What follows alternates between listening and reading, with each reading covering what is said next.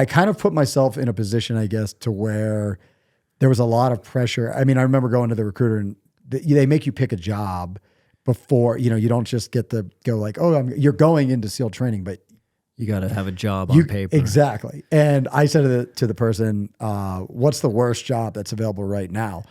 And the guy told me, he's like, you do not want that job. And I was like, I know I don't want that job. That's why I'm going to put that job down. So you almost create I almost created a circumstance, I guess, where there wasn't a safety net. Like burning the ships. Correct. And that for me, I think prepared me really well because I didn't really have a plan B. Hey everyone, welcome back to another episode of the Mountain Tough podcast. We are so stoked that you guys are here. We love seeing you week after week.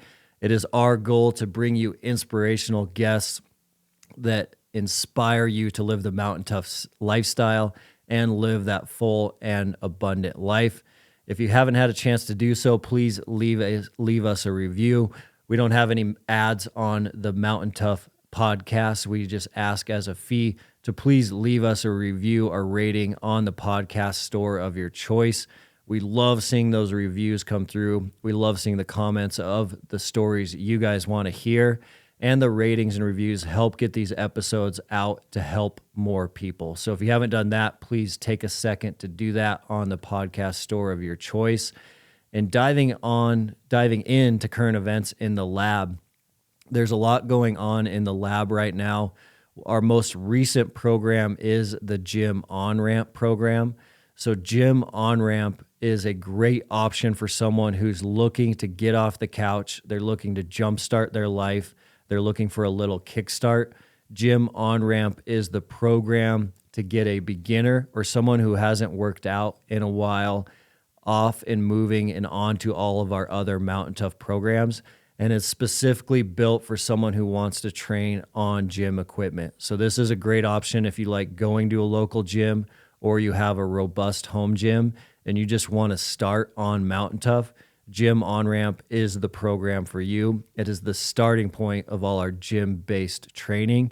And you can finish the whole Gym On-Ramp program on the Mountain Tough 14-day free trial. So the Mountain Tough app is always starting on a 14-day free trial. Gym On-Ramp is 2 weeks, so you can knock that whole program out before you decide if you want to continue on with your subscription. So it's a great way to start on Mountain Tough and poke around and see what we have to offer. Transitioning over to today's episode, Greg was a Navy SEAL, then he went into business, and then he took a giant leap of faith and a big left turn, and he actually left business to start a cattle business from scratch. So it's a wild leap to go from business to ranching with no background. He wasn't a generational rancher. His family was not a rancher.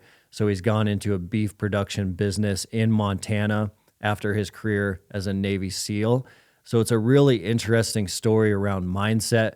We talk a lot about different mindset tips and tricks that have got him through life, both in SEAL training, both in business, and now in ranching. So there's a lot packed into this episode. It's an episode you're not going to want to miss. So stand by for my discussion with Greg Putnam. I think there's a lot of parallels between the military stuff and the agriculture stuff that a lot of people don't realize. And I think there's a lot of just interesting, kind of the same mindset stuff that goes into being successful in anything where you don't have a lot of say over the weather or you don't have a lot of say over kind of the environmental that you're dealing with. And how do you operate within those areas from a, because that can be super defeating, whether you're hunting, whether you're doing a long, a marathon or some sort of longer race. Like, there's times where it feels like it's all stacked against you. And then how do you work through that stuff? So I think there's a good tie between kind of what I'm doing now, but I'll talk about anything you want. That's what breaks most people down is that snowstorm that comes in with that they weren't planning on. Yeah, or the bag of snacks that you had, that you had all laid out gets ripped off on a tree and now you don't have it. And you're like, my whole plan's gone. Yeah. What do you do? Right. Yeah. Is that the breaking point, that that determines the failure, or is it somewhere like, whatever, I guess I don't have any snacks, we'll just keep cruising. Just keep going. Yeah. See what happens. But where do you kind of like, where does that come from, right? And how do you see parallels between that?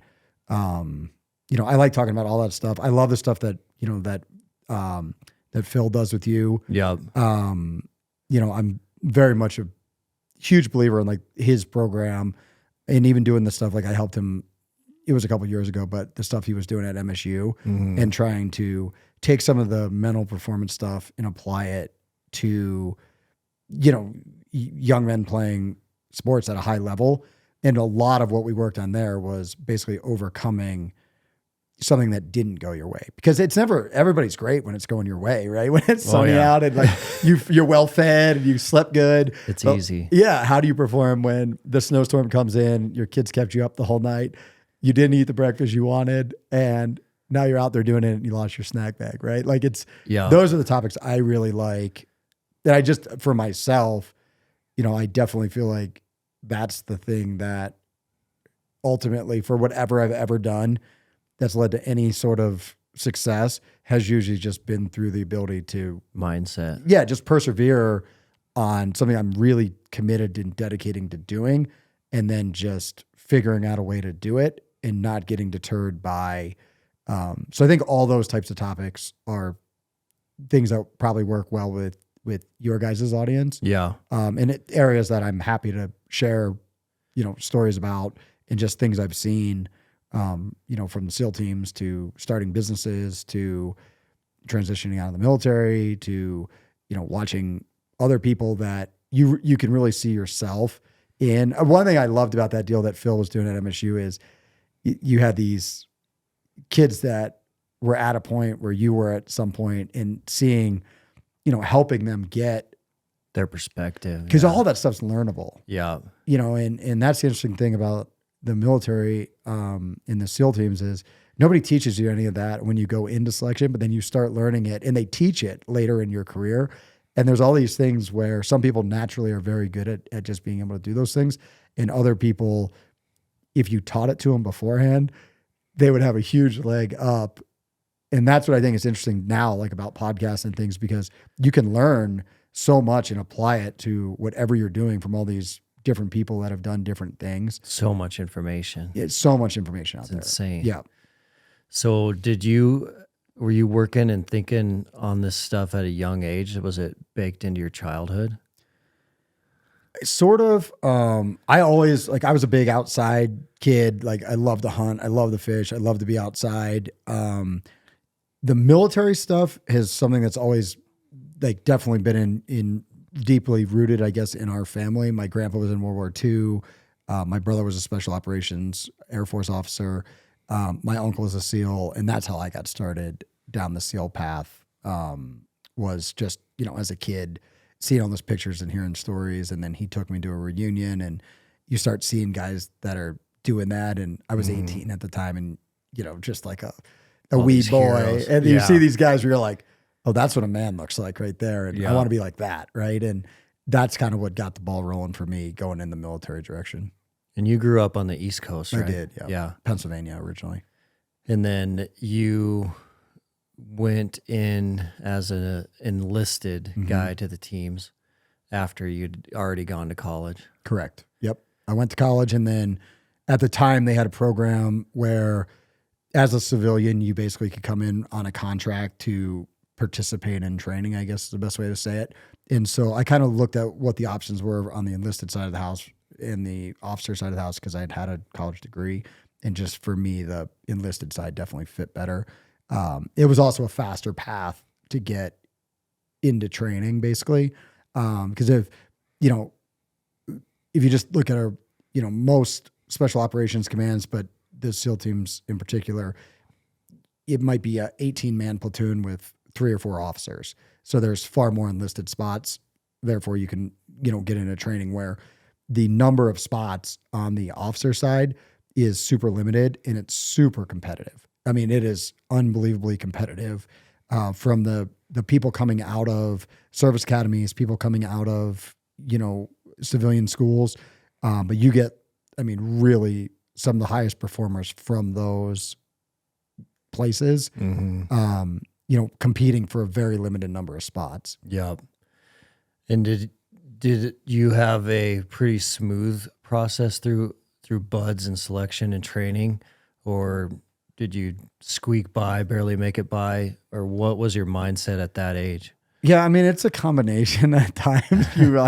I'd say overall it was fairly smooth. You have those evolutions or those days where you're like, man, I feel like I just barely squeaked by on this thing.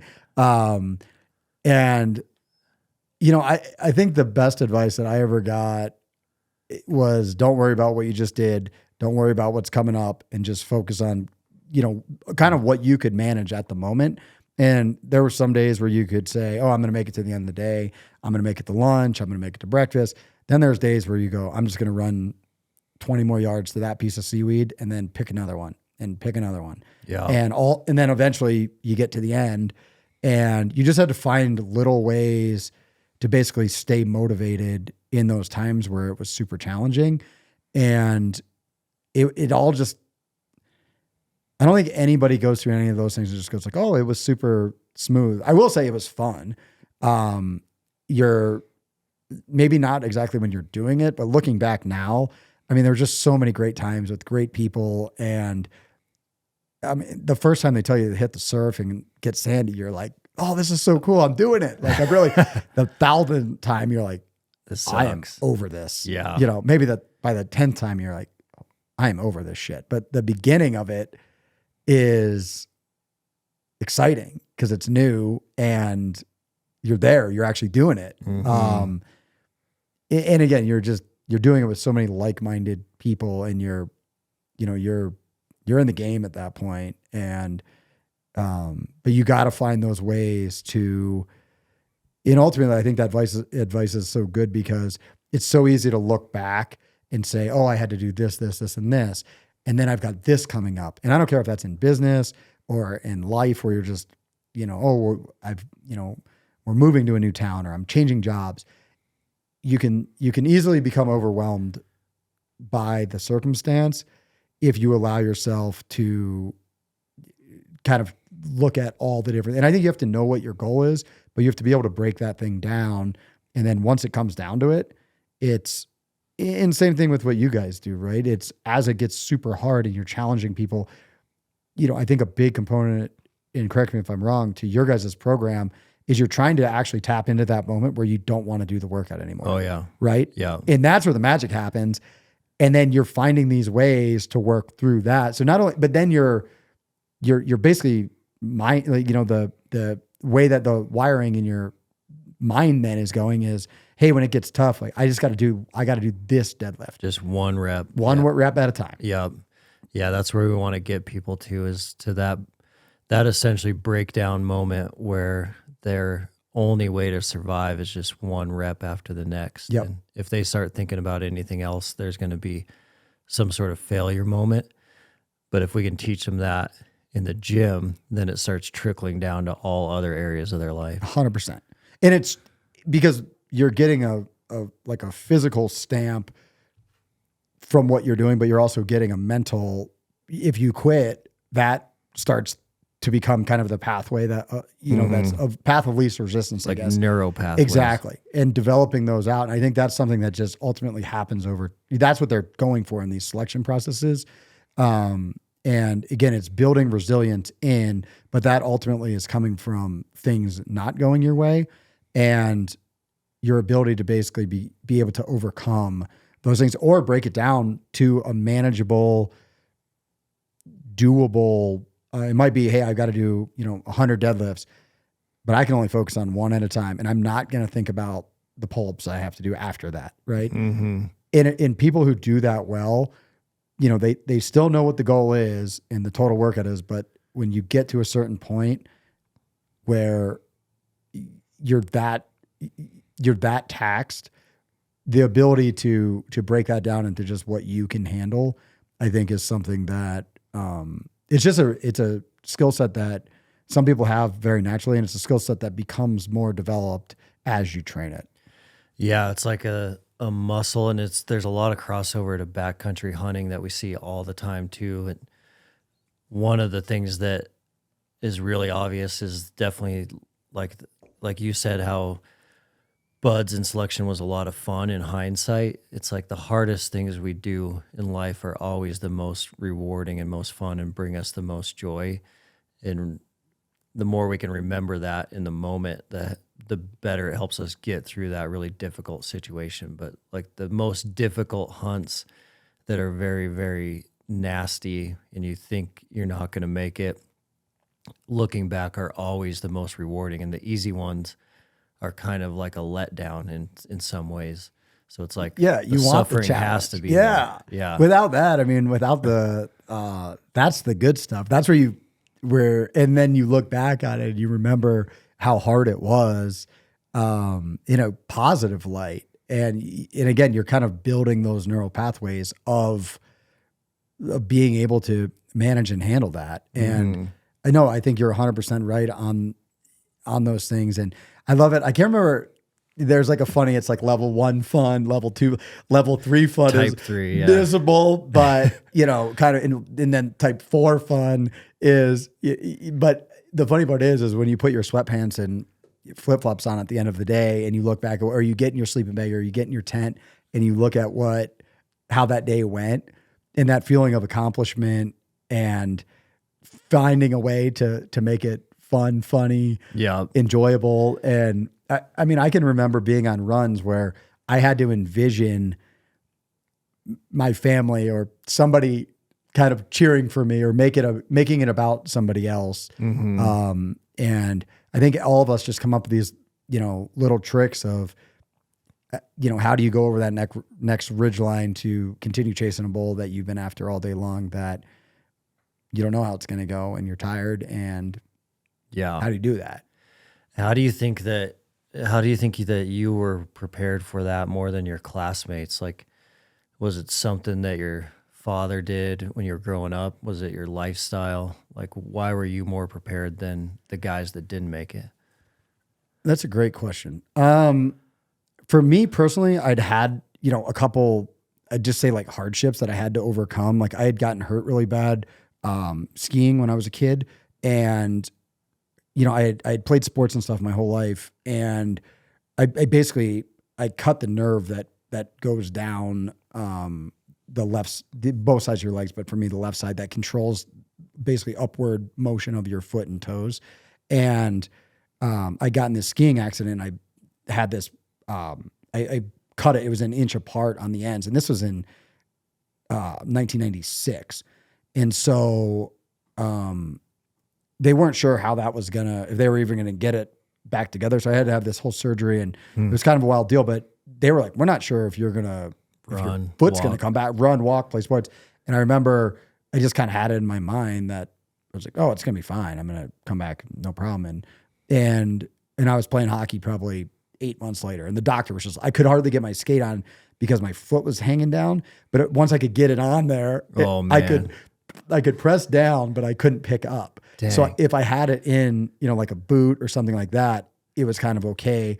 But that took a lot of just what it took to kind of work through that and get back. But then it probably imprinted on me that if you work hard at it, you can make it. Yeah. And you can make it happen. And I was a little bit older when I went through Bud. So, I'd been through college.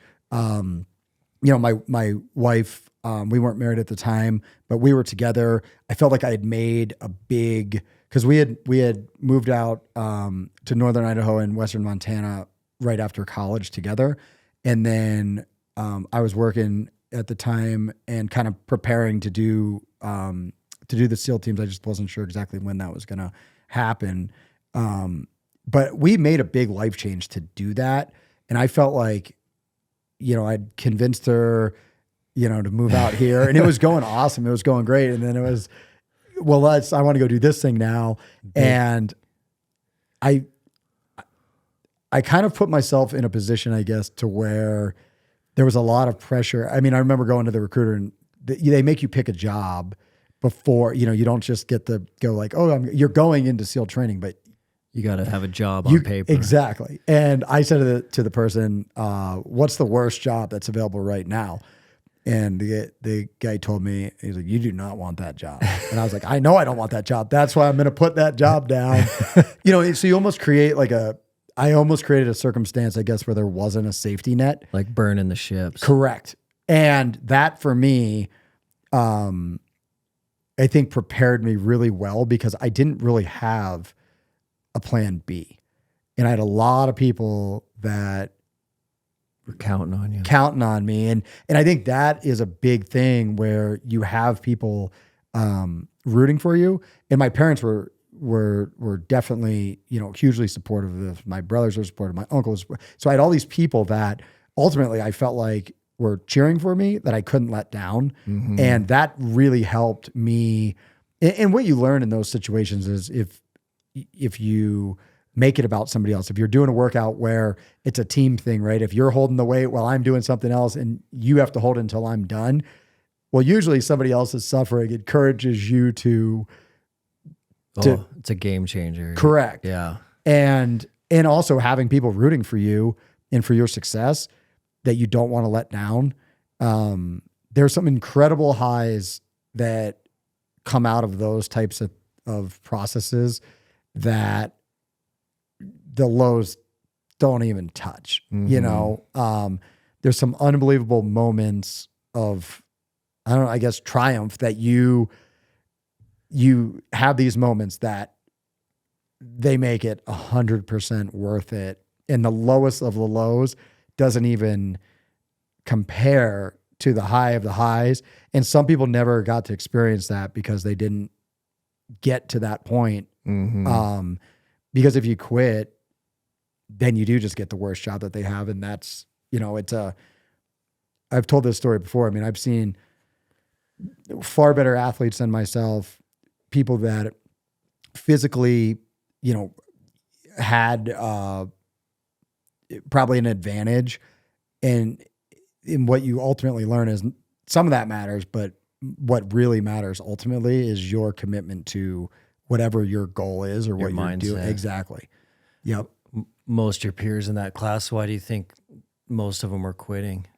I think they got if I had to boil it down to one thing is you get overwhelmed by a moment in time, and however you arrived at that moment in time, it's probably something that was very manageable, but for whatever reason, mentally they got overwhelmed by something that was happening. And when you have the ability to quit, I guess that easily, because they follow you around in Buds, at least, with a truck with a bell on it. The bell is always there. It's right there. It's not like, hey, I'm 3/4 of the way up this mountain and I quit and now I got to climb all the way down. Yeah. It's instant. It's instant. It's instant everything you think you want at the moment. But then you get to live with that for the rest of your life. Yeah. But I will say this, like I have buddies who probably went through Buds when they were less prepared and quit, did their time in the Navy, and then came back and were animals. And that they took that, and they used it as a motivator. As fuel. And most of those guys came back and just said, hey, I got my ass kicked and I'm here to play round 2. Can't let that happen again. Most people who you find quit, there's an excuse. There's a reason why, the deck was stacked against them more than it was stacked against you. And, at the end of the day, I think those sorts of things separate the people that truly want to do those things versus the people that think they do or say they do. And that applies to a lot of things, whether it's, starting a business, backcountry hunting, just being on selecting a goal that is going to be hard enough that you may or may not be successful. That's hard to, I guess, see through. But when you are committed to the goal in completing that task more so than you're committed to telling people about it, you're like, for me, for instance, and I'd say most of the people that were successful, they wanted to do that job.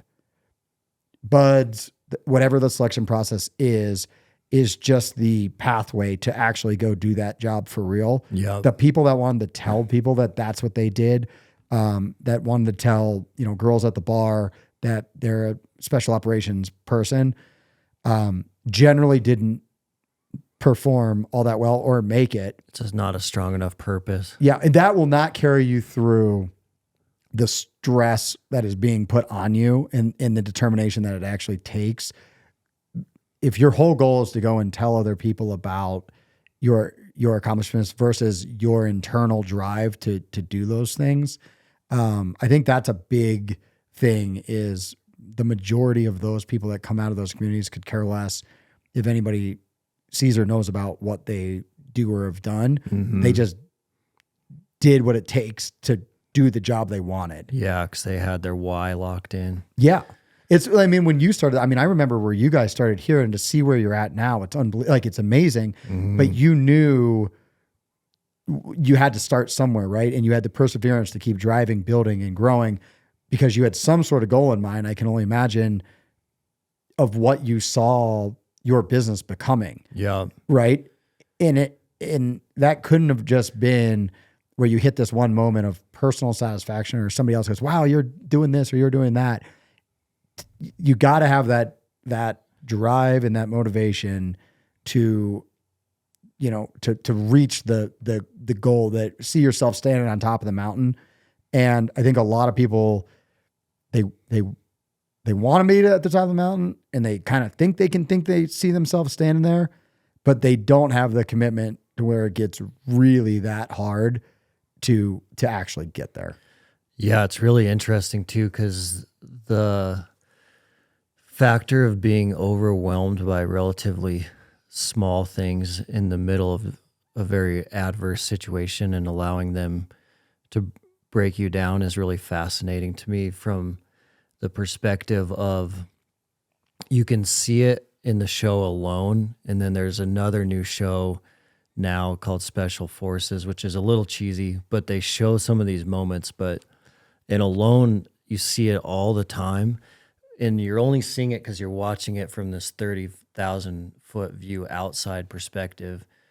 But for that person on themselves, they don't see it because they're in the middle of the moment. But in Alone, there's a lot of good examples where someone is doing really relatively well, like awesome. They like have their awesome shelter done.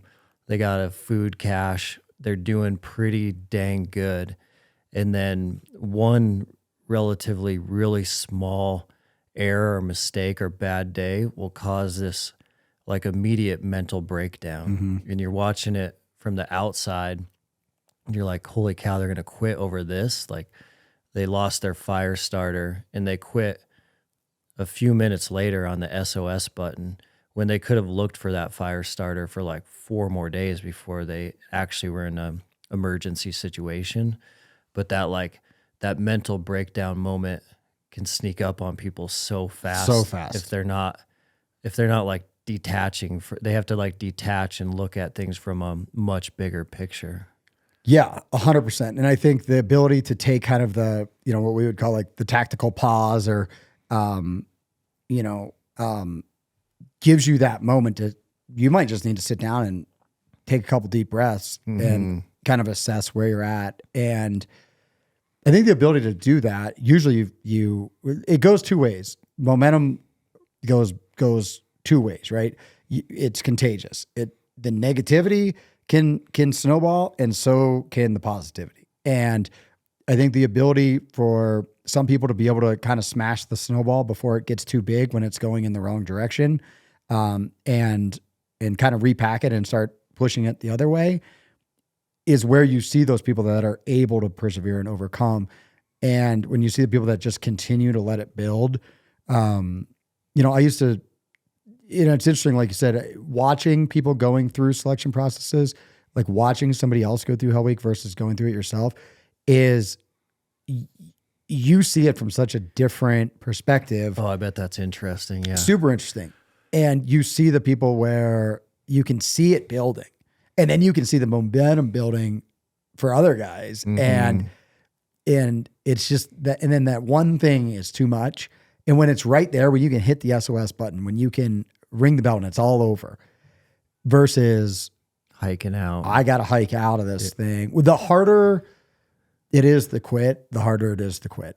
And I think for anything, the more that, you burn the ships, that you cut away the safety net, the more you're going to have to be committed.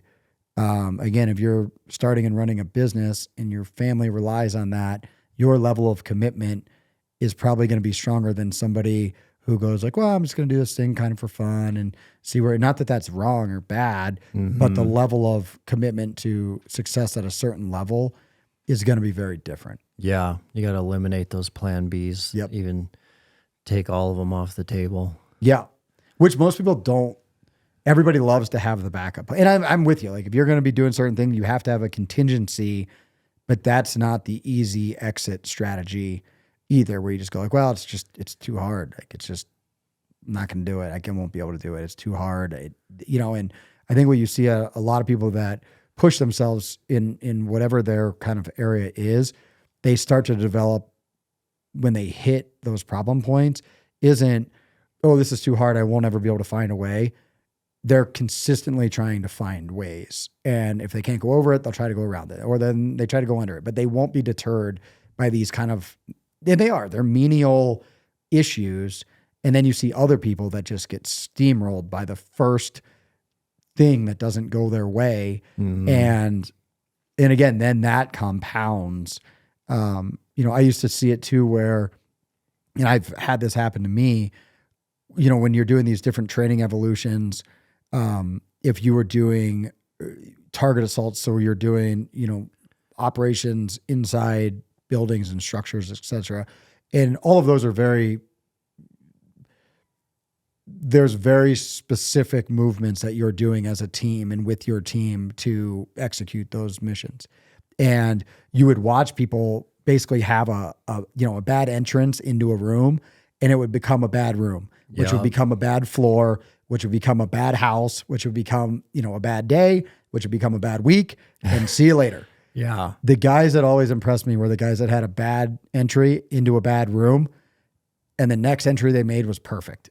Now, they probably thought about that thing the whole ride home, but they were able to stop the snowball from continuing. And they were able to, they took it on board, but they shook it off, and they knew they were probably going to get hammered for it, but they didn't let what was coming up affect what they had to do at the moment.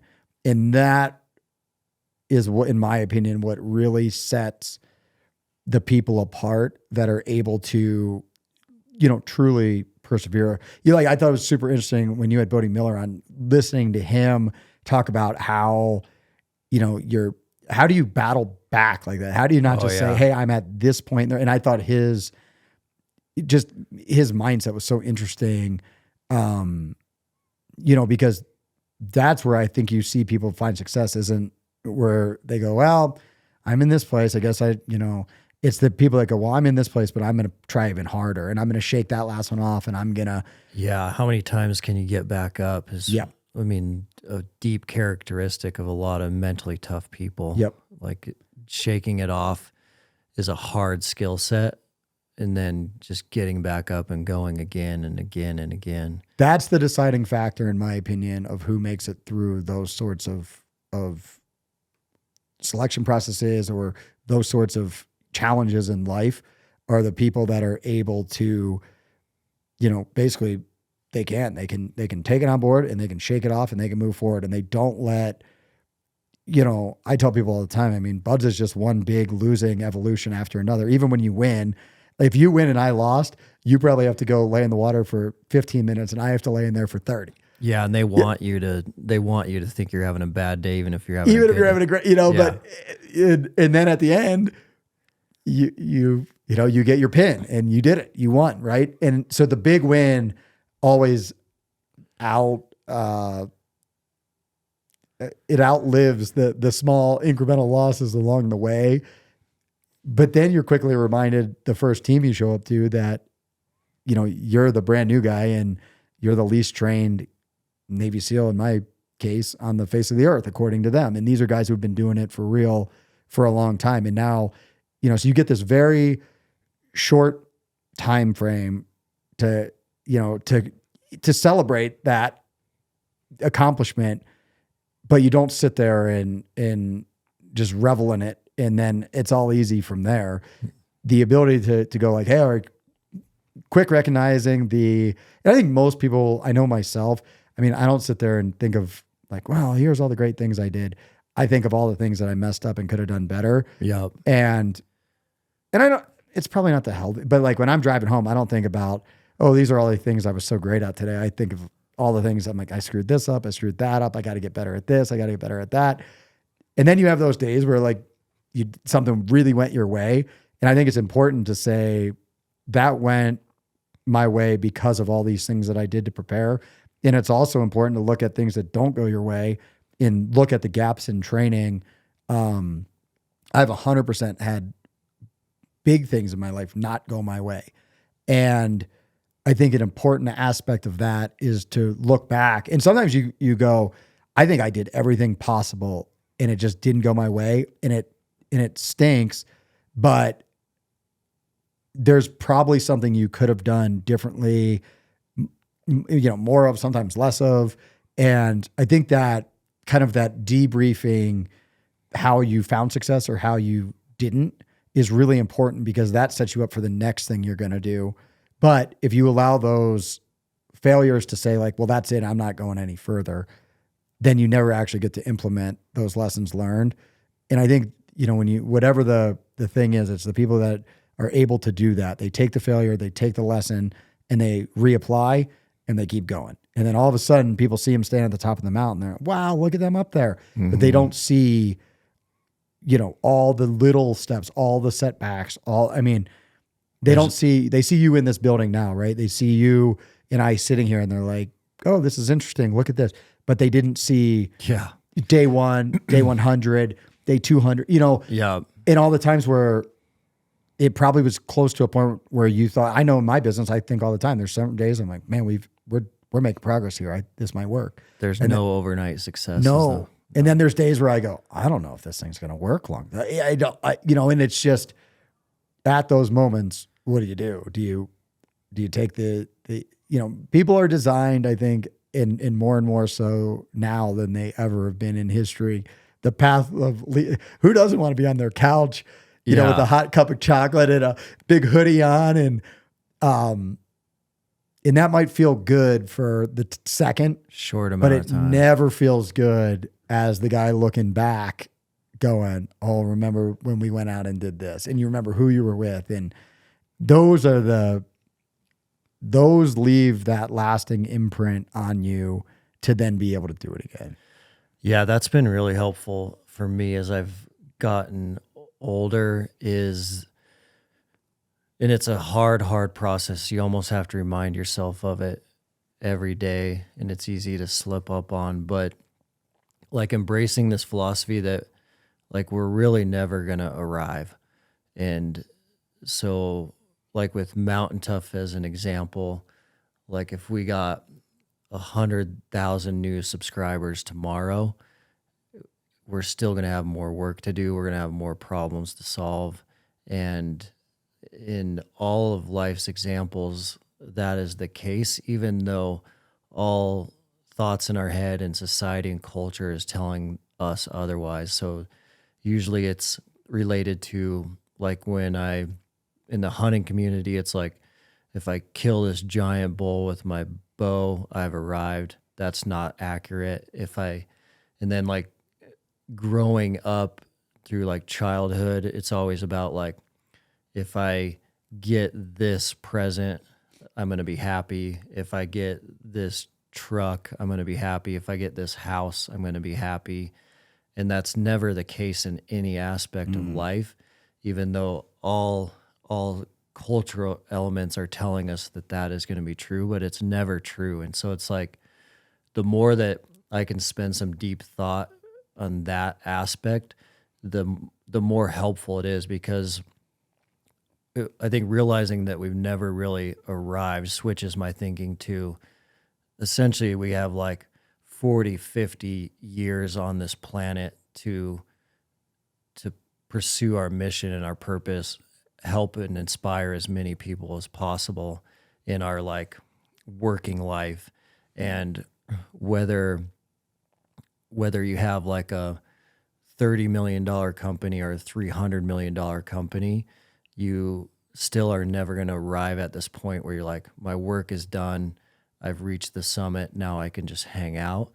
And so that helps a lot from mental toughness perspective, because then it's like, if that's the case, which I believe is true from all my life experience, that the next thing is not going to make me happy, then it's all about like the present moment. And it's like, what are we doing today? What are we doing right now? And that mindset shift has helped me a ton. Yeah. I mean, I think that, right, the cruise control is that it ultimately is kind of the killer. And you look at people that, were super active and did all these things, and they retire and they don't do anything. Oh, yeah. And you look at the fall off, and then you look at people that, they keep their foot on the gas. And if you get 100,000 subscribers, again, that's a moment where you go, hey, we hit our goal. This is great. What do we do that sets us up for success? Okay, great. But we're not happy there. We're going to keep driving forward. And now we want to go to this. And I think that's what's exciting about the short time we have on this planet is I hate being bored, and I'm a huge time person. I do not like my time wasted, and I don't like, I want to jump out of bed and be excited about the stuff I don't know and what I'm going to learn and get better at. And I love the mindset. And I think about it all the time is, that kind of you're a new guy to somebody. So even if you've shot, 25, 400 class bowls with your bow, there's probably somebody out there that shot 26 and is like, cool, let me know when you shoot 26. Right. But that feeling of that keeps the drive going. And I think when anybody kind of hits that coast, and for me, the most, I guess, like internally uncomfortable times of my life have been where you're kind of like, yeah, it's going good. I've got it kind of down and I don't really have to work that hard at it. And I do not like that feeling. I like the feeling of I'm new. I've got to work super hard at it. I really want this to work, and I'm going to do whatever it takes to get good at it. And that means that you're going to suck probably in the beginning. But I like that feeling where you've got to be thinking about it all the time. And, I get it. And it's probably not the best advice. I totally get where people go, well, you got to have this balance, right? You got to have work. But if you're that committed to something working out or success, I mean, there's a level of, number one, there's a level of selfishness in that pursuit. And I think you just have to be realistic about that. And I don't think that's a bad thing. The second thing is you have to be committed to the success. And that means, I love this saying. I can't remember where I read it. But it's the pros practice in private. So you might go to the class, you might go to the thing, you might go to the game, and then you're thinking about all those things that you personally want to improve upon. And when no one's around, you're training those skills. And the coolest thing for the community that I came out of, I mean, there was times I remember getting done with the training day, 3, 4 in the morning. The last thing you wanted to go do was more reps of the thing that you hadn't done super well that day, but you knew you had to perform the next day. And you would go down to, wherever you were at, and you'd walk into the room and 3 or 4 of your buddies would be in there practicing the thing that they needed to work on. That's awesome. And like you said, there's a big component, I think, where one of your buddies might say, oh, hey, this one thing you're having trouble with, try this. This works for me.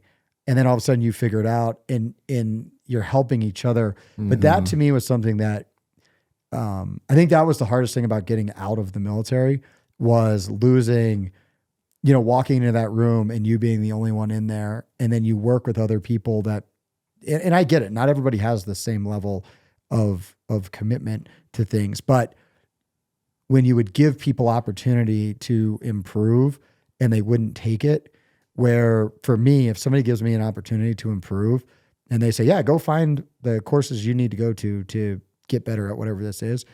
I mean, I'll bring you so many that you'll be like, all right, guy, that's enough, But that was a really cool thing about that community is everybody, when you get to a certain point, or at least the vast majority, had that same dedication and commitment to what they were doing. And it spoils you because then you almost expect that from everybody else in your life. And you don't always get that. And it ultimately becomes something that lets you down about in other communities. Yeah. And just other people. And it can be hard because sometimes then you start looking at yourself and going, you know, am I going too far in this thing? Am I crazy? And then I don't know. I mean, I feel like all of us are a little bit crazy in some capacity, but otherwise you would just say like, hey, I'm just going to go do this and I'm going to do this. And the path forward is this. And when I hit this age, like I'm on cruise control and like, I am not looking to be stressed at all. And there's people out there that they're probably, I mean, I look at those people at times with a huge, I mean, I'll just look at them like I'm in the zoo and I'm like, look at this guy. Like he seems perfectly content. It's very rare though that you find true happiness with someone who doesn't have a mission they're working on every day. Yep. Like I would say externally they might look happy, but in my experience, it's extremely rare where someone is actually doing well. Like especially men in particular that are not focused on a job or a mission or serving other people some way. It's usually a pretty dangerous situation for their emotional health. Yeah, because they don't have any, in my opinion, like there's not really like a true motivating factor that's driving you forward. Mm-hmm. And sometimes that, I mean, again, there's, in my opinion, you know, and this might be terrible advice, but truly to be great at anything takes a level of commitment that a lot of people aren't willing to put in to be the person that consistently performs in the backcountry year. We all know those guys that every year, but you know, the numbers of arrows that they're shooting, that their commitment at the gym, their scouting, there's a reason they're successful and it's not because they're lucky. And the cool thing about that though, is that, you know, you could have somebody that is far more talented, far more physically capable, and you can get yourself to that level. It just takes a lot. The 10,000 hours. Yeah. I love 10 that. years. Yep. Yeah. Yeah. You figure 10,000 hours to get, so if you start a new skill at 40, but I also love the fact that like, I love skills where you go, I might never get to the level I want to be at. I might have that one day where I'm like, oh man, I got this. I'm pretty good. And then the next day you just get humbled. So like the humble pie smashes you in the face. Yeah. And I love that because it makes you never get to the point where you're like, man, I just got this thing dialed. I never want to be doing anything where I go, I've got this thing dialed. And I always want to be personally surrounded by people that I feel like are better than me in some area. Like I won't hire guys or gals that don't bring some sort of skill set that they're better than everybody at. And I think, you know, if you look at management or whatever the case may be, some people are, well, I don't want this person that might be better than me. I'm the boss. But what I think is you actually want all those people who's, you know, collectively those skill sets make everybody better. And in my opinion, that builds kind of that like-minded, you know, driver where, you know, there's other high performers there, and it pushes you to do a better job. Where if you know you're, you know, amongst a bunch of folks that don't really care about what they're doing, and everybody's kind of just, okay, I'm just passing time. I think that sets kind of the standard for everybody. And there's a lot of people out there that, you know, say, oh, when I do this, when I get this much money, then I'll do that. When I get promoted to this, then I'll finally be able to do this. And, you know, the sand is running out as that's happening. I have friends who go, man, when I'm retired, like I'm going to move to Montana and we're going to go skiing and hunting. We're going to do all this stuff. Oh, I see it all the time. And I go, no, you're not. Because at that point, you know, we're going to be 70 years old. I hope that I'm still physically capable of doing that, but I've also done it for so long that the foundation is there. If you're trying to build that foundation, you know, when everything's perfect, and that's the other thing, like life isn't perfect. You're never going to have that moment in time where you go, everything's perfect. Now I'm going to start the company, or I'm going to take this next bite. Like sometimes you just got to go, and you got to start. Action creates action, and stagnation creates stagnation. And I think from my life experiences, I have friends that don't have any more time, and they never, you know, so I think about my time as kind of a commitment or kind of a dedication to them, in the fact that like, it's a real thing that our time here is short, and you better do it in a way that's impactful, you know, not only to the self. If you're doing something that's impactful that you truly believe in, I think it has a positive impact on other people around you, which I also think is a huge, you know, a true motivator of wanting to be, you know, really successful at anything, is how many other people are kind of coming along with you. Yeah. And that might be your kids looking at you, and you could tell your kids one thing, but it's what you do.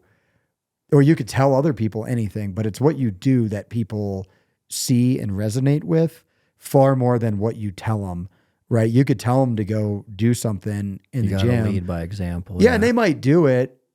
And if you watch them kind of do it in a way where you're not super happy, where you're like, oh, they're kind of just going through the motion, and then you go down and start doing it right next to them, for real, like changes everything. Changes everything, right? Yeah. And I think that's just important in the way that, you know, in that anybody can do that, right? A new guy can do that. Somebody who's been doing it for a long time can do that, but it's kind of, what's that example that you're setting on a daily basis? And, you know, kind of back to that point of, I think like a high level of commitment to whatever you're going to spend your time on, you should be that dedicated, because otherwise spend your time on something else that you feel is more important. And one of the hardest things, I think, like I felt like this when I got out of the military, is sometimes admitting what we really want to be doing is probably the hardest step in actually doing it. Because once you put it out there, and once you get that negative feedback from other people who generally don't have the courage to do whatever those things are, a lot of criticism, tons, nonstop. And it's generally the people that don't want to see other people do all the things that they're not doing. It's interesting. Yeah. Because it makes you feel better. Like if you're a loser, it's nice to be surrounded by losers. But if you have that one friend in your group who's going, oh, I'm going to go do this, this, and this, well, it's way easier to tell them. Just give them crap. Give them crap until they don't do it, because it makes you feel better about the fact you're not doing anything. And unfortunately, it's really important the people you surround yourself with. And I'm a big believer that you become kind of the average of the people you surround yourself with. And we all have say over that. And you might be the you know, the worst skier in the group, but the people you ski with are improving your skill set by participating with them. Yeah. And or hunting or whatever the case may be. But I also like that deal is you don't ever want, I mean, it's great to be a high performer, but you don't always want to be the best guy, because how are you getting better then? Yeah. If you're the most talented person in the room, you're in the wrong room. Yeah. Because no one's bringing you up or sharpening your skills. Did you watch that? We just got done watching it. The reason did you watch that David Beckham documentary on Netflix? I started it. I haven't got very far into it yet, though. It's really... I didn't know the criticism. I had no idea. Insane. I thought that guy was just like... Everybody loved him. I did too. Just this pretty boy guy that like had it. And then you watch what happened to that guy. The death threats. That criticism of that many people. How easy would it have been for him to just be like, I'm done. Like, the way he fought through that was fascinating. Fascinating. And that was through his commitment to the skill. And then he ultimately wins them back.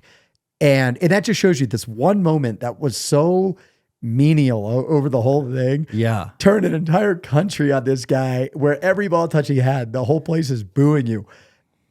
But I think that can be a motivator. The more people that tell me, you know, you're not going to be successful, you don't have the right tools, you didn't come from the right background, your parents didn't have or give you this, so it's not for you. The more I use it for fuel. Yeah. And I think, I love watching those types of stories where you see people that 9 out of 10 people in that circumstance probably could not handle.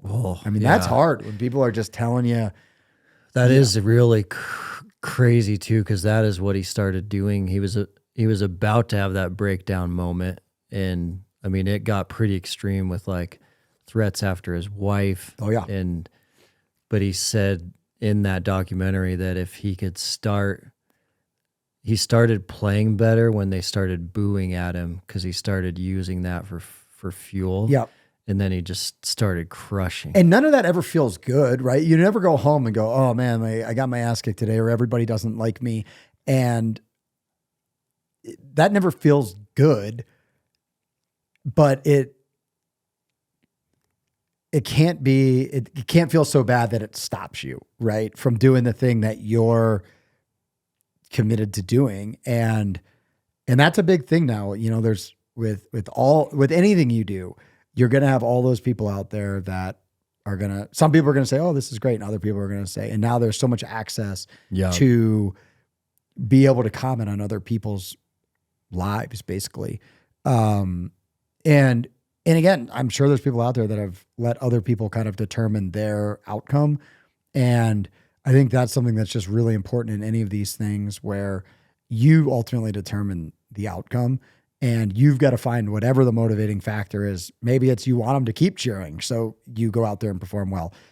Some people need the booze, But I just found that to be a really interesting, because I had such a misconception about that person's life. And that documentary is awesome because you watch this person, have to fight through a tough. I just thought everyone loved him forever. I did too. Yeah. And and the coolest thing was he stuck to his guns, and again, his actions dictated the outcome. And he could have played like a guy that was getting booed every time he touched the ball, or he played like a guy that most people would have moved. I think most people would have packed up and gone to Australia or something. Yeah, and never come out again. Yeah, and you couldn't doubt. Again, that guy would never be. Ultimately, and I don't know again much about it other than I thought that was a really well done documentary. But I think anybody can look at those different things, and again, here's a guy that's had to work through. Mm-hmm. But it's the struggle. I think is where that's where you learn those hard lessons, and there's a lot of value. And they truly, what I think is cool is they start to apply in other places.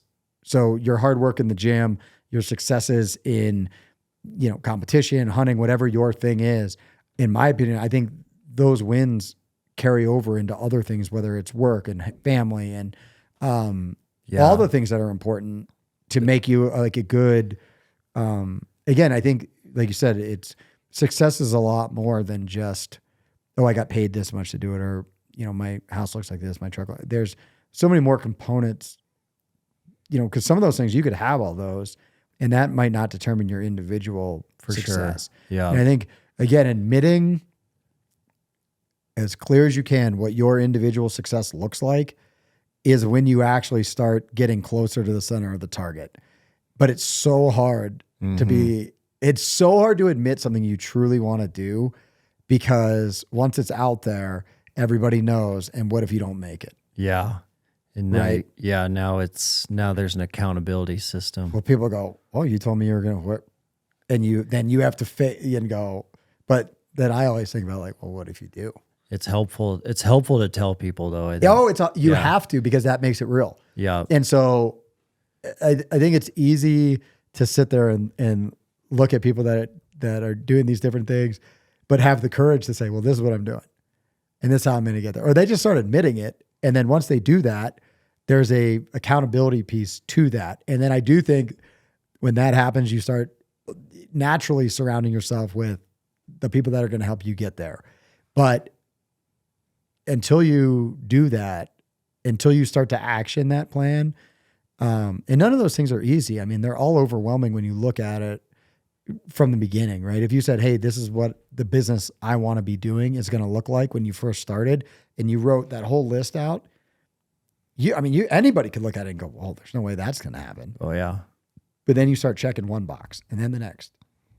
And all of a sudden you go, yeah. look where we're at. Like step by step. Yeah. Rep by rep, one foot in front of the Yep. another, just like all areas of life. Totally. And that comes back to if you looked at the list and all the checks, and then you looked at all the checks you had to go, or you just looked at the one box you had to get done that day. And then all of a sudden that box is checked out. And then you look at it and you go, man, I only got 2 left. This is great. And I think that is such an important component.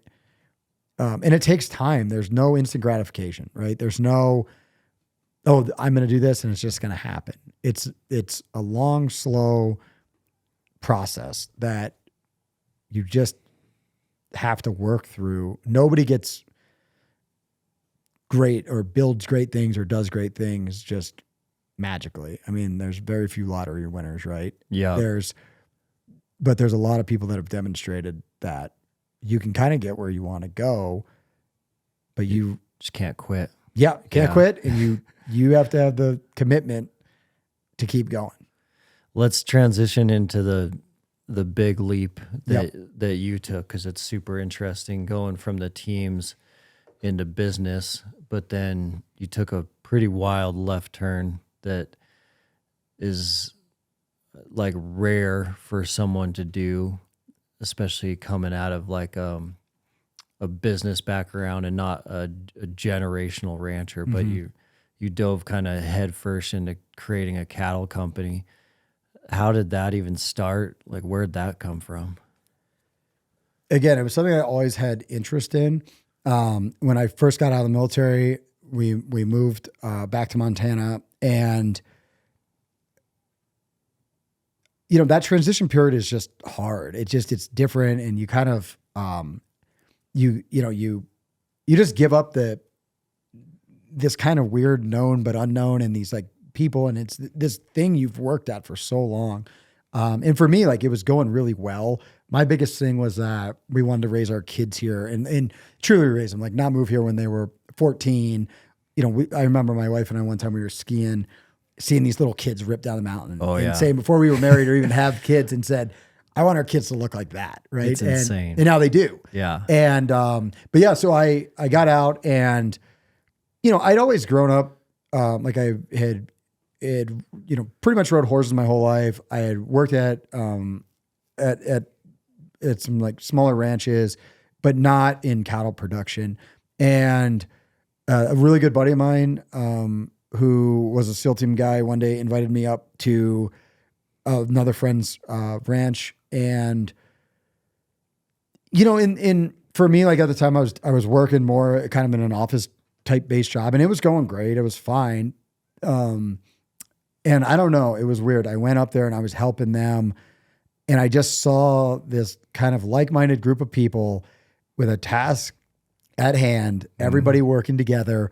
It started out with more kind of chatter. Oh, we got this, and this. And all of a sudden just became kind of this quiet work. And I don't know what it was, but for me, there was kind of a weird spark that just lit this weird fuse where I was like, and I never thought at that moment that there was ever going to be an actual path forward to doing that.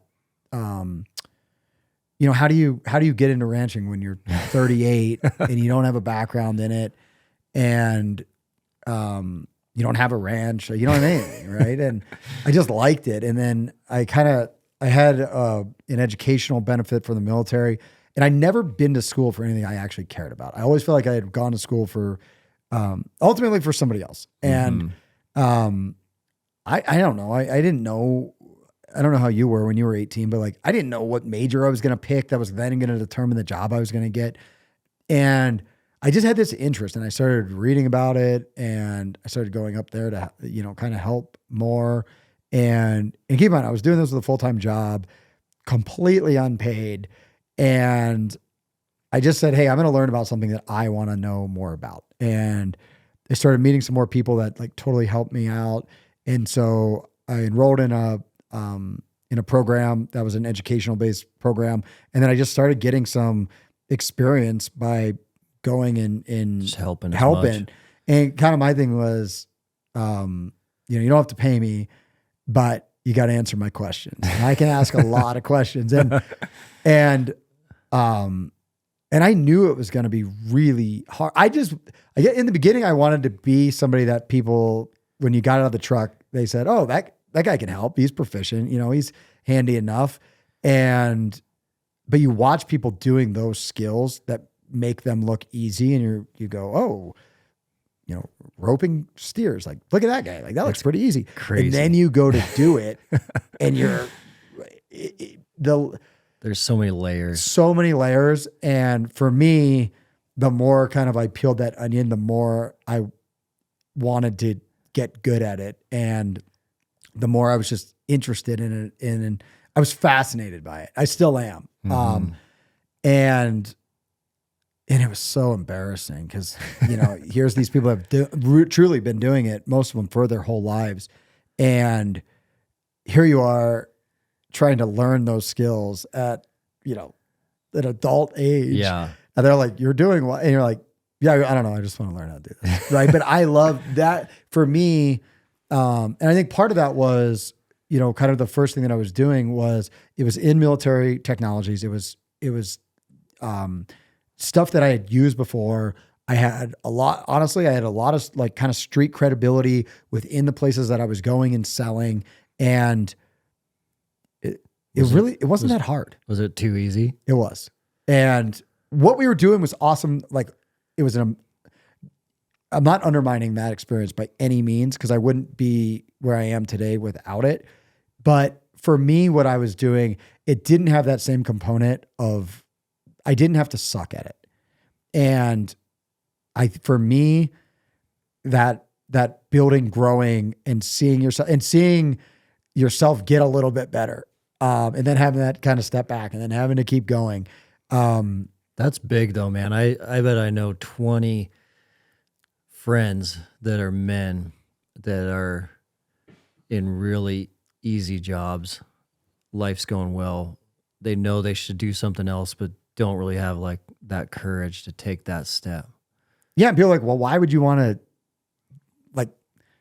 risk it? Why would you want to make yourself, potentially more uncomfortable and just be okay where you're at? Right. And I get that. That's okay for some people. I don't function well physically, mentally in that space. And, kind of here I was saying to my kids, and I came out of this community and this thing that was it was very, very challenging on a daily. And there was, in those communities, you might get a new mission set that's brand new that nobody's ever done before. There's some target or something out there that hasn't been done, and you give it to just a couple of kind of, like-minded, driven people. But none of these people are, they're all regular guys, and you figure out a way, but you have to learn this stuff. You have to go to these things, and you always kind of start not being very good at it, and you gradually get better. But there's nothing worse than when you especially as an adult man going into whatever you're doing and showing up day one with brand new gear on, right? And everybody's like, the shiny this gear. guy's too old to be a new guy, but like clearly that's new gear. There's there's great feeling when you get the new gear and you're like, look at this. Like, yeah. But then there's nothing worse for me when you put the new gear on and it just highlights the fact that you don't have the experience. That's the worst. It's the worst. Yeah. And everybody can see it. You you're not fooling anybody. And that feeling, that's how you feel as a new guy. And to have the courage to go like, hey, I'm just going to persevere through this horrible feeling, and to have to go up to other people and be like, you are awesome at this and I suck. Could you give me a couple? And usually they'll give you some great pointers that they wouldn't have given you if you acted like you knew what you're doing. But I've seen guys do it, and in the cattle stuff, I mean, you're not fooling anybody, and you're especially not fooling the people that have been doing it for a super. Now, if you say, hey, I'm brand new and I'm not very good at this, like, people understand and they'll generally help you. If you come in there like you know what you're doing and you don't, you will set yourself up for huge failure, basically. And you can hurt yourself and you can hurt other people, and you're you're going to look silly. And there's times you're going to look silly anyway, as you're learning and growing. But the ability to actually go, I don't care what I'm going to look like in the beginning, because I know where I'm going to look at the end, is the hardest moment to get through. And but there's so much reward personally and then there's increment where somebody comes up to you that goes, "Oh, you got a lot better than this than last year." And I go, "Yeah, I took your advice and I worked on it every night." And they go, "All right, like you're serious." And then you're looked at as you might not be the greatest tactician, but you're looked at in a serious way. Someone who's trying. By your peers. And again, somebody trying is somebody worth helping. Somebody that pretends like they know. And we get people all the time now. They go, "Oh, I want to come and do this." And you go, "Oh, do you have experience?" "Oh yeah, I can do all this." And then they get there and it is so unbelievably clear and obvious that they don't have those skill sets. And then I'm like, well, why would you say that? I'd prefer somebody that goes, "Hey, I just really want to learn." And you know, and I'm like that. I still do it today. I go up to people that are far better than me and I don't care if they're younger than me, older than me. But that's not easy. You know, like for me, like you ride up to some cowboy that's been doing this their whole life and go, "Hey, I suck at this roping thing. Can you?" And they look at you like, "Okay, yeah, you could do this, this, this, and this. You get out of the way." The humility. But you have to have that. Otherwise, again, nobody's going to come up to you, or most people don't, and go, "Hey, you're close, but if you did this one thing," right? And we all need that to get better. But we can do that at any point in our life. I think we all get to these points where you go, "Well, I'm beyond being the new guy," and I guess I'm kind of always going, how do you have that new guy mindset where you feel that pressure every day to get your skill set to a point that your peers truly recognize and also accept you as a valuable player on the team? Mm-hmm. That doesn't happen. Take some work until they, you know what I'm saying?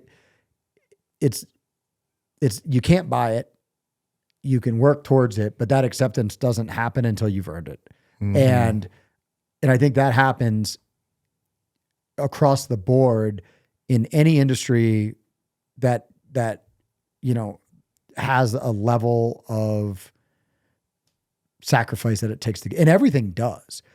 But that moment where, and that doesn't mean you made it, right? But it means you've been accepted to the point. I mean, I've had guys before say, you know, "Oh, you know, Greg missed, you know, 2 heel shots on that yearling," or, you know, "Oh, that guy's not that good. He missed 1 shot at that." And I would say to them, "Well, you clearly haven't been doing this long enough, because you would know that sometimes you're nailing them. You miss all the time. Sometimes you miss." Yeah. And those misses is what sends you home. But a guy who tells me, "Oh, did you see him miss twice?" I go, "Yeah, who cares?"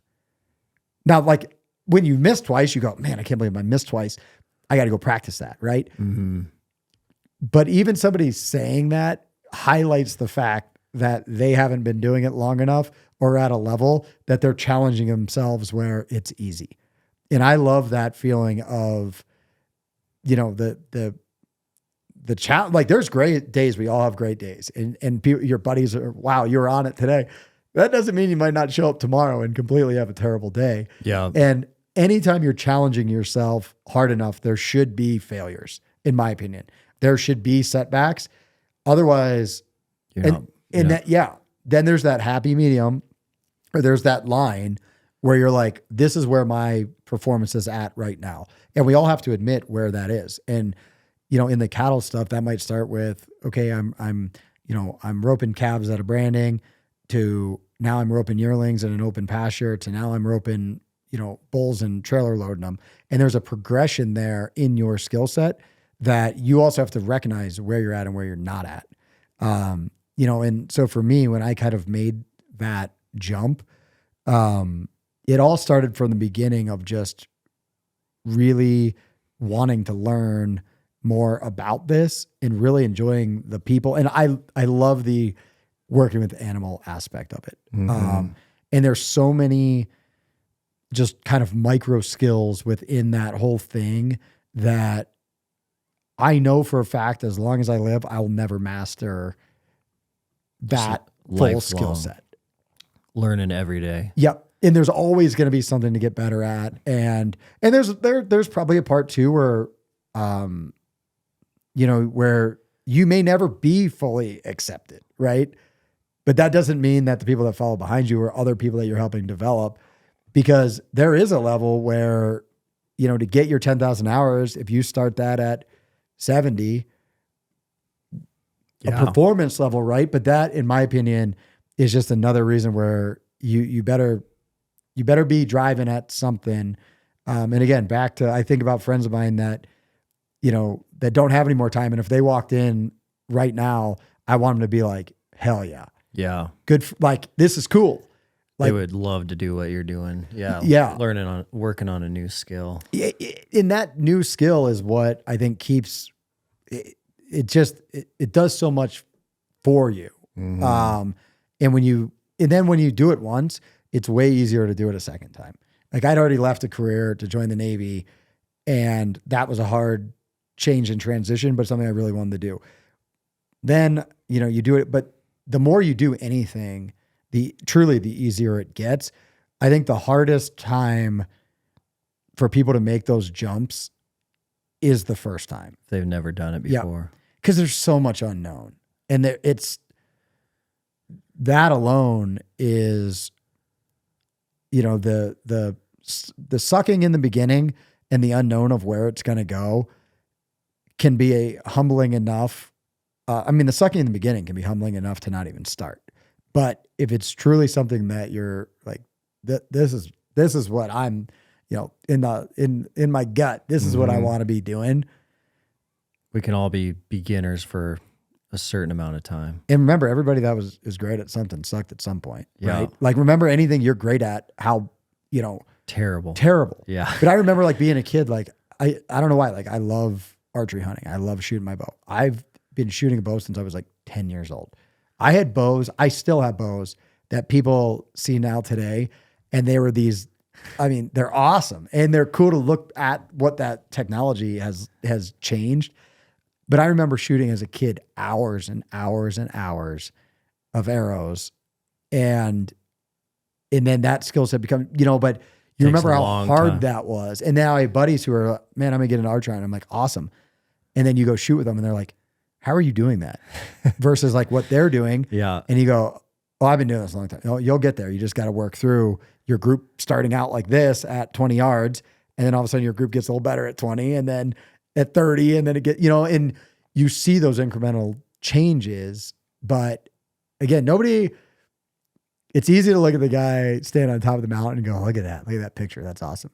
But a lot of times you don't see the hike from the truck, and then you never see it. Yeah. They forgot their climbing shoes and had to go back and get them. And then they had to go back, and I think that's just important to remember as anybody wants to do truly anything. And especially for younger people, watching those kids at MSU and doing that deal that we did with Phil a couple years ago and helping them, kind of the mental performance side, of the physical performance that they had. These are top athletes, right? Yeah. And if you can get somebody to where they can, and that was everything we did was working on, well, what do you do when it doesn't go your way, right? You're a quarterback coming off the bench because somebody got hurt and you haven't, and there's 2 minutes left. What are you doing mentally to go in there and perform? Right. And I love that stuff because that is that jump, right? That is that jump from comfort to discomfort into huge potential discomfort. There's nothing worse than failing in front of especially something that you actually care about.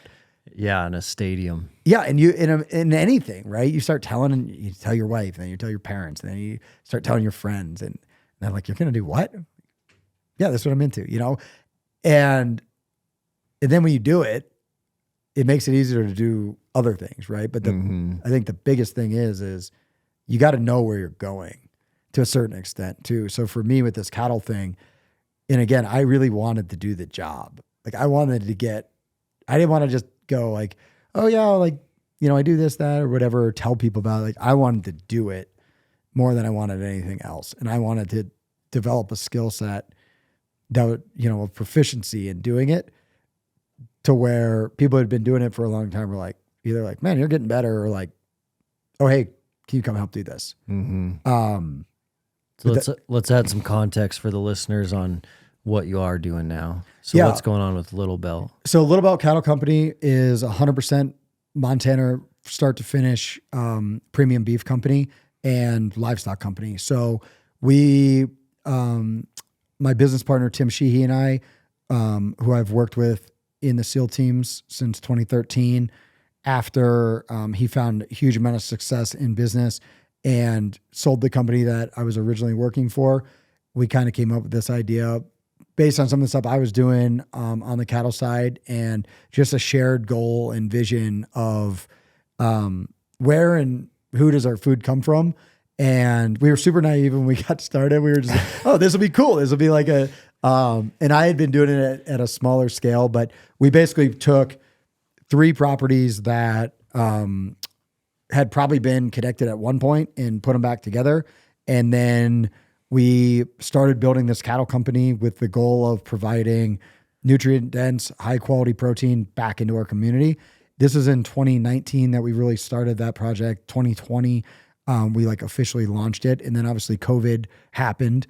And I think for the first time, Americans started to see kind of cracks in the overall food system that we're all very reliant upon. Yeah. And Tim and I sat down and said, man, there may be a real business here. And you look at all these cattle, especially in Montana, and you say, well, how could there not be, beef on the it's all over Montana. Yeah. Right. And I think, what I started to realize is that in cattle production regionally, kind of different regions are really good at certain kind of performance aspects within cattle production. And just because you're covering one of those areas doesn't mean that those same animals, are the age class and weight of animal that's getting processed and going to the shelf. Mm-hmm. So there's a huge learning curve of just not only on the livestock side, but that's where we started, was we are going to take, really solid genetics and really high quality, cattle that produce really good, high quality, nutrient dense beef. And we're going to manage them in a way that's, number one, good for the environment, and number two, good for those animals, which ultimately creates a great end product for, the people that our customers that are consuming it. And like I said, our initial goal is to then take Montana beef and keep it here in Montana. And what happens in Montana, just quickly, is Montana is very much a cow-calf state and has extremely good maternal, kind of genetics that produce really great calves. Yep. Generally, those calves get bought and, leave the state, go somewhere else, and get grown to a certain size. They go someplace else, get grown to a certain size, and then they get processed and distributed nationwide. And all that's great. But what we wanted to look at was a sustainable local supply chain. Full supply chain. 100%. Vertically integrated from calves hitting the ground all the way through, beef going into our community. On your shelf. Correct. And we had no idea how long that was going to take. We had no idea in the beginning how that even worked, to be perfectly honest. And my goal in the very beginning, the first truckloads of cattle that got delivered to the ranch was, when that truck pulled away and it was just us, it was, I hope we don't kill all these things. Oh man. It was on at that point. That would be overwhelming. Yeah. That first truckload. When they leave and they're there and now you go, oh wow, this is, and these things are in your care and they will die on you. If you, it's like going home from the hospital with your first kid. That's exactly when the nurse goes, all right, see you later. And you go, what do we do now? Yeah. But that feeling can be the moment where you're like, I'm going to do everything in my power to like fight this feeling and make sure that doesn't happen. Right. And then you start doing it. And then the action, I'm a big believer in we all worry about all these things, and generally the things we worry about never actually happen. And the best way to fight those feelings is to do something about Action. it. Is the action fixes the what ifs, the worries. But that's hard. Like that feeling, that feeling of like right before the action is the worst, because you're just sitting there like, let's do it. Let's go. Right. Sometimes the drive to the gym is worse than the gym because you're thinking about how bad it's going to be. Once you start doing it, It's not that bad. it's not that bad. Yeah. And even when it is, you're like, this is what I'm here for. So we started that, and then we did really well that first year on just strictly the livestock production side. The matrix that I would say we gauge cattle, businesses performance wise, we did great. We did really well. We had an awesome year, and we had a lot of failures and a lot of lessons learned, but at the end of the day, we did great. And I started to see like partners of ours that were helping me in the beginning, then called me and said, "Hey, would you run some cattle for us?" Which I was like, Dang. wow, Yeah. right? Like here's these people that in the beginning, if I had said, "Hey, would you mind if I ran some cattle?" They'd be like, "Absolutely not. No way." Yeah. But then you start to see, and they see your commitment, and the people can tell if you're committed in your level of, Your craft. authentic doesn't mean you're great at it, right? Like authentic doesn't mean authentic is I'm committed to being great at it, right? And people can tell. You can't fake authenticity. You can't fake enthusiasm. And as we built and grew, then, we started piecing more ground to the ranch. We started bringing in additional age classes of cattle and the next step in the supply chain, and then the next step in the supply chain. And currently now where we're at this year was really our first year where I'd say kind of on a scalable, larger model, where we're processing cattle on a weekly basis, and then we're distributing those cattle, locally to, direct to consumers right now, locally, but as well as like a number of some of, in my opinion, the best restaurants here in Bozeman and Big Sky also have the confidence to use our product. And, it's been amazing working with those people as well. And so we truly are now taking, and a lot of people say they do this, and there's a lot of companies out there, and it's great. I don't care either way, but just be honest about it, right? If you're buying cattle at a certain part along the stage and you're finishing them and then doing this, that's fine. But you can't say you're doing it from start to finish. In Montana. Yeah. Or wherever you could be honest, say, "Oh yeah, we buy these here and then we do this with them." And great. That is very much the phase line approach to this industry. But what we are truly doing in a very like what I would call, I would say we're a very like traditional working ranch, and we're implementing just kind of new management practices that really aren't that new. But they're management practices that work really well for us to get the most out of the ground that we are managing and get the best performance out of those cattle, and ultimately see that performance, on the rail or in, when on your plate.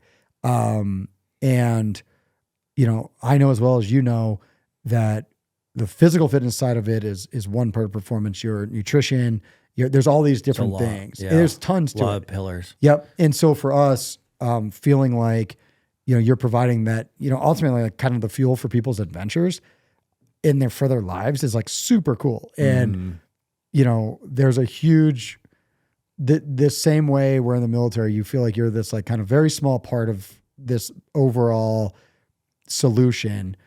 Very much in food production, I feel like we're this very small part in. You are serving the country with protein production. Yeah, and I feel like we're serving our community, and we help support this community. We will donate things for Montana State University for rural kids scholarships or for the athletic department. We've gotten a ton of support on what we're doing, and a lot of people now want to know who and where their food comes from. And when Tim and I built this business, that was kind of what we wanted to give back to people. Was it's like hunting to a certain extent, where if you go out and shoot a bull and you give me a tenderloin and I eat half of it and dump it in the trash, you're like, "Hey man." Mm-hmm. And when you have that connection, and you're like, Oh yeah. Nate and I did this, and this to get that. You're going to throw it in the trash? Like, unacceptable. Yeah. And that feeling when you, and that's how I feel about our beef. That same feeling that when you share something that you put that much time and effort and that connection that you have to that, and you can give that to somebody else, especially back to how they're, basically nourishing themselves. There's something about that is so lacking, that is so cool. And when we have, local people that come through and go to different restaurants and they know that it's our product that these chefs are preparing for them, those are our friends. Like those are our family members. Those are kids who go to school with our kids. Those are people at the gym, right? Like that's amazing. It's really fun for me. Like when we did lunch the other day, like that was so rewarding where you go, here's all these people doing these awesome things, to be like a small part in their day, and hopefully a part where they were like, man, that was cool to hear that guy talk about, or that's the guy that like did it. Yeah. That beef from his place.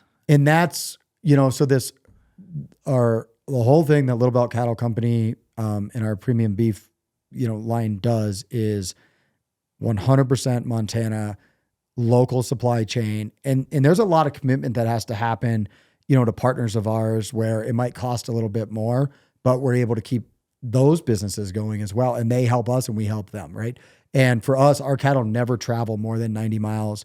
And that includes post-processing. And we have stuff that never gets frozen and it's on people's plates back in our communities. And there's a huge sense of just, I don't know. It's cool. And like I said, it's like when you pull that tenderloin out or you pull something out of your freezer that the effort it took to get it, it's cool. So I think that's a big reason why we all love to hunt. And we now get that kind of in this like secondary way where somebody goes, man, I don't eat a lot of beef, but I'll eat your stuff because of this. Or somebody can look at our story and relate to what we're doing, or just say like, hey, I want to know that the food that I'm eating, I want to know the process that it went through. And we're happy to share that. That's why I love doing these sorts of things. Because there's so much that goes into food production in general. There's so much that goes in. We could do a 3-hour podcast and just what goes into beef cattle production from start to finish. There's a lot. Yeah. I won't bore your audience with all of that, but you can get super, and there's, each of those phase lines has its own expertise to get the performance that you need, along that overall cycle. And,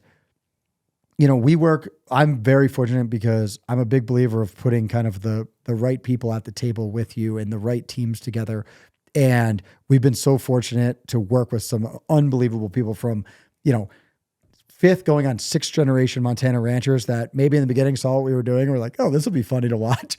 But that helped us get to where we are now. And we work with them. And I look at them with like a huge amount of admiration and just a huge amount of respect for what they do and how long they've been able to do it and how talented they are at what they do and the level of professionalism that people in production ag and the skill sets they have.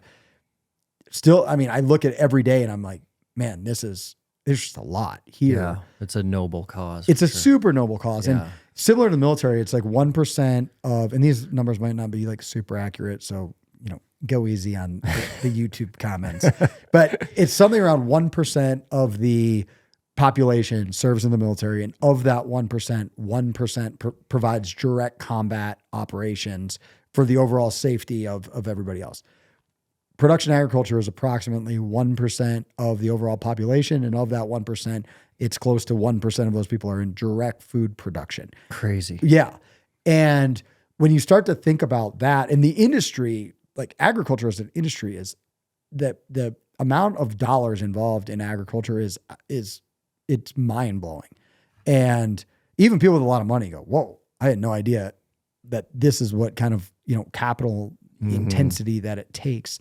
And that's why you see kind of more of these phase lines approached as a business. And so putting all those together not only has its, kind of its skill set, experience, complications, but there's also a lot that goes into being able to retain those cattle all the way through that process. And it's really neat though, because I think about the decisions that we're making, whether that's on, genetics or how we're running and managing those cattle, and then seeing those, how, the ultimate performance, which no matter what phase you are in that, the ultimate, goal is that those cattle as female are going back into kind of the reproduction system. Yeah. And the, in our case, those steers are going into beef cattle production. And all of that ultimately is to feed America. Yeah. And to feed truly like the highest quality. We are so fortunate here in this country. And I mean, right now there's a big movement away from high quality, nutrient dense food towards this fake stuff. Yeah. That if you've ever worked with a nutritionist, what they tell you to avoid highly processed foods. Every time. They're like, avoid highly processed foods, eat, Whole foods. And if you do that, right, you ultimately look and feel great. Yeah. Well, you're seeing all these, like, you couldn't have more processed than these like different fake meats and all these things. And so it's also an industry that is, kind of being attacked, in my opinion, by false information out there, from, the effects on the environment, where if you actually look at grazing animals and the effects that those have on grasslands as a whole, that is one of the number one ways to sequester carbon out of the atmosphere, whether you believe in climate change or not. There's carbon in the atmosphere, it goes into the ground, and it creates the foundation for plants to be able to stand up straight. And you can leave that in the ground and use it, or you can release it basically back into the atmosphere, right? Again, a whole nother topic we'd have to spend way too much time on. But when you look at those impacts that are now being painted in these like negative lights, and you look at the amount of ground that's coming out of production agriculture and not coming back, what does that do to the system as a whole? And so as we've built and grown this business, we're putting production agriculture acres back into that, and we're keeping them there. And it's something that just as a whole, as those acres leave, that as a country, where is that food going to come from? And where is there going to be this point where the quality starts to get, diminished?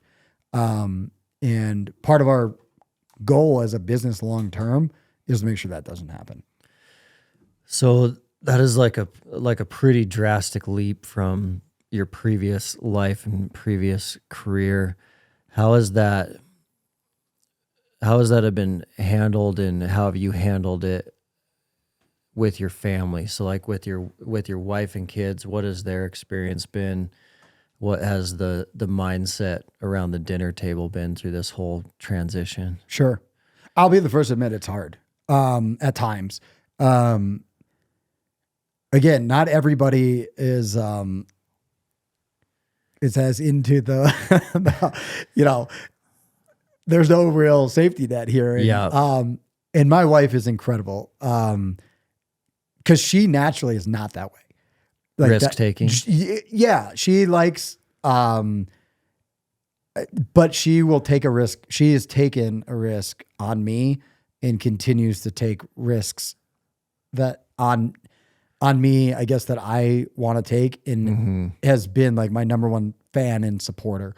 But that does not come like when I say, oh, I'm going to go do this, I think a lot of people probably think like, oh, like Craig's wife is probably like, this is going to be awesome. Where in actuality, she's like, wait, what are you going to do? Like, well, how are you going to do this? Like, what, you know what I mean? Like, and they're all very logical questions, and they're all questions like, there's a responsible way to make those changes. Like, again, I didn't just say one day like, oh, I'm going to go start running a ranch. There was a lead-in process, steps to ultimately to open that door, steps that I followed closely. That when the door opened, I felt confident stepping through it, to make the best attempt towards success as I could.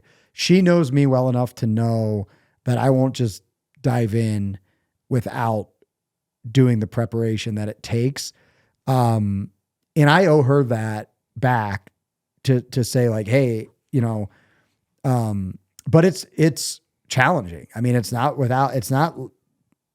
just met with this, oh, you're going to go do that now? Great. And you gotta work through it. Yeah. And like marriage it's a work through process, and there's got to be support there, but it's unfair to say that it's unconditional support all the time when there's other people that ultimately are affected. And my wife will be the first one to be like, cool, you're going to be commuting back and forth between, here and there, and then where the feed yard is now. And like, okay, great. Like that's on you. And and we work very well together. And now though, like building a business, and I love working with my family, within the business. Like my wife is part of the business.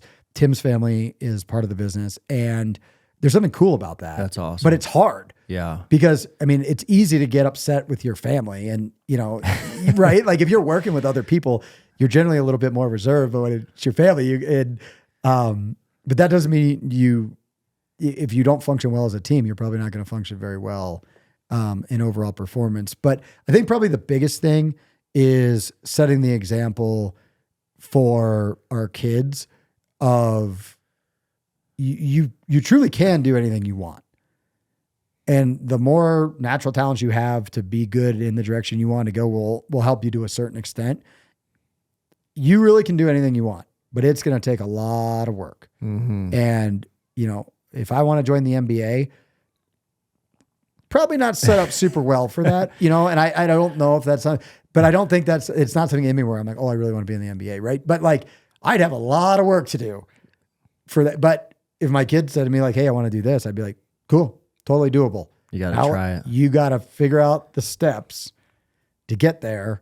So like anything, I mean, those added stresses, that's exactly what they are. They add stress to what is ultimately for most people already, there's stress there, right? Like you've got to provide for your family. When you make those changes, it adds that stress, and that's not just felt by the person doing it. And so I think you owe it to your partner to be as prepared as you possibly can. So when the door opens, you can confidently go through it, but that doesn't just happen willy nilly. And you just go, oh, I'm going to go do this. And I think people I've had people make this comment to me and go like, oh, you make all these changes. And I'm like, yeah, I have. I've done different things. Every one of those things have been extremely calculated. I didn't know I was going in that direction, but when I decided to go in that direction, it was extremely calculated in how I was going to get there, so that when the time came to action it, I felt like I was ready. Yeah. And I think that lesson to my kids is something, I do feel like I'm setting the example of, yeah, you can do what you want, but it's not going to be easy. And there's going to take a lot of work. And my kids work at the ranch, right? So they come up and get to see, those challenges. But I think the best thing we can do for our kids is develop what we talked about earlier, which is the ability to overcome hardship. And the more they get exposed, a gradual exposure to that means you're not going to get steamrolled by, small challenges in life, because ultimately we're all going to have huge challenges, and we have to be able to weather those challenges. And that comes from, again, like incremental exposure to challenges and overcoming challenges, in developing the grit that it takes and the perseverance that I hope that my kids are developing that skill set to be able to break the negative snowball.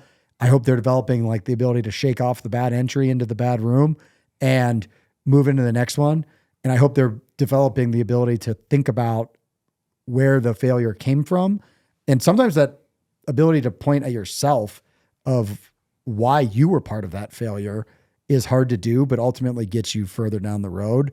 And I really hope that what I'm doing, my wife's doing, what we're doing as a family, and the talks we have around the dinner table and the experiences that we're exposing our kids to is developing those skill sets. Because I think as a parent, if I can develop those skill sets for them, they can apply that in any direction that they want to go. And the ability to see where hard work can get you is the action item that they're going to hopefully take on board wherever or whatever they want to do.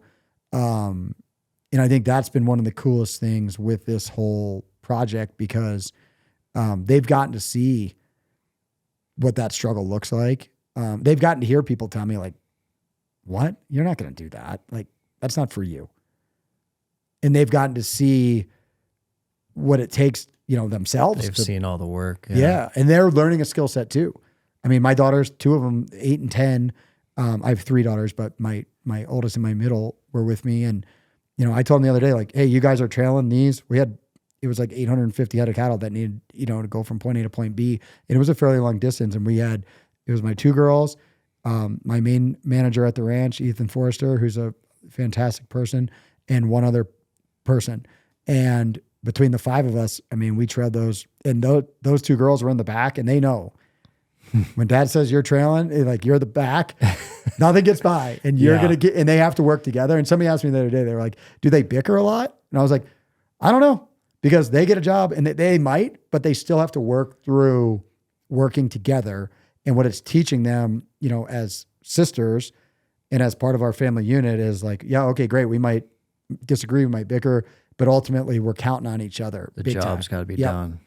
Man, that's amazing, Greg. It's really cool what you've done, and I think really cool what you're doing for Montana. And it's awesome to see someone kind of take a crazy leap like that and put in the work. And it's encouraging to a lot of folks because so many folks want to do something similar, not always ranching, of course, but most people on their heart have some sort of leap they want to take, and they're a little too scared to take that step. So it's really encouraging. And I mean, it's amazing to watch what you've done as well. I mean, again, I think it's really cool to watch, again, people in your like age peer group, but are doing those things. I think you're right. There's so many people out there that want to do those things, and they see other people doing them, and it's maybe they just don't know where to get started. And I would encourage them to, whatever that first step looks like, go to the class. Yeah. You've always, go to the art class, go to the jiu-jitsu class, go to the gym, whatever that first step is for you, start towards it. And that doesn't mean you have to quit your job tomorrow and commit your entire life to doing this thing, but maybe that's where you end up. But none of that happens if you don't take that first step. And I would encourage people you're never going to know if you don't try. And I tell people all the time, we get kids that call me up and go, I want to be a SEAL. And I go, yeah, you can totally be a SEAL. A guy, my brother's buddy, who was an actual Navy SEAL, was the first person who told me I could be a Navy SEAL too.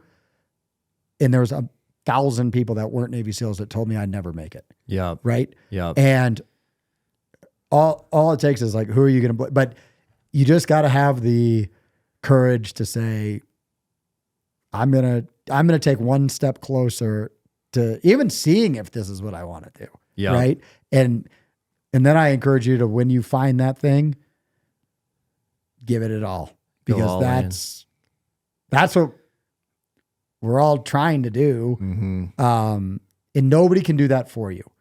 And that's the hardest part is we have people that kind of, influence paths that we go down, I think, but nobody determines your path but you. And, that doesn't mean we all just get to willy-nilly do whatever we want all the time. But I think when you identify what that thing is and you start working something towards it, that will drive further action. And that's the only difference between people who ultimately like go out and do the thing or talk about doing the thing or say, oh, I was going to do that once, but then, I never took the class. Then it's a regret. Yep. Well, thanks so much for coming by the lab, man. And thanks for feeding us the other day. That was amazing. Thanks for having me. Yeah. No, this is awesome, man. I really appreciate it. And anybody in Bozeman or Big Sky, look for Little Belt Cattle Company, and you can go on our website and see all the places that we're selling beef into now.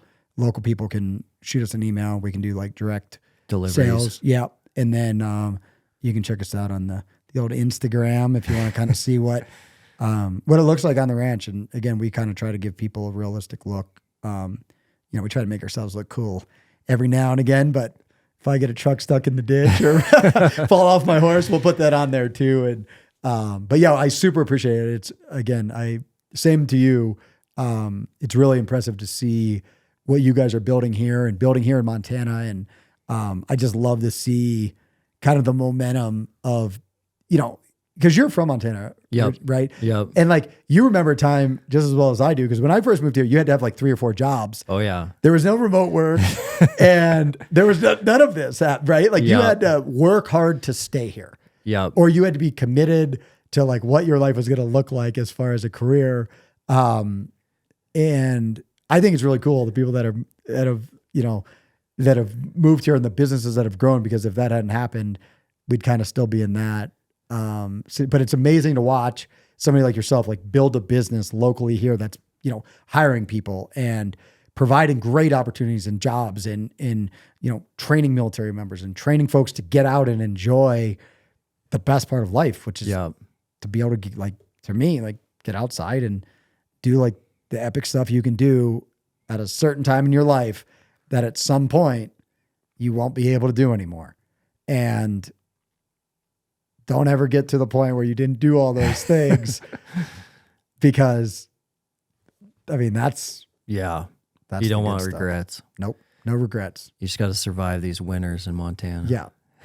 Which, I like them. Yep. Keeps us tough. Keeps you tough. And there's plenty of good activities to do to get out there and enjoy. For sure. Yep. Well, thanks, Greg. Thanks, man. I Appreciate appreciate you. it. Yep. You bet.